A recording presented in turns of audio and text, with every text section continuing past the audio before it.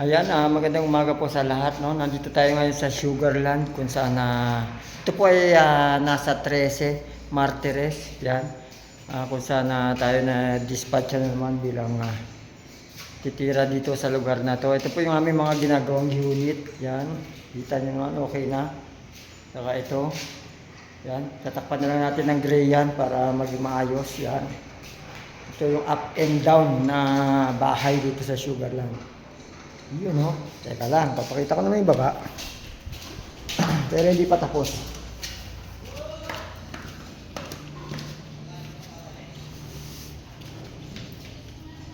Yun, medyo makalat pa. Pero okay na.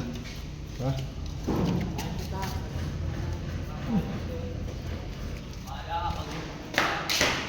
Yung makalat na. Oh, sige, sige. Diyan na. Wow.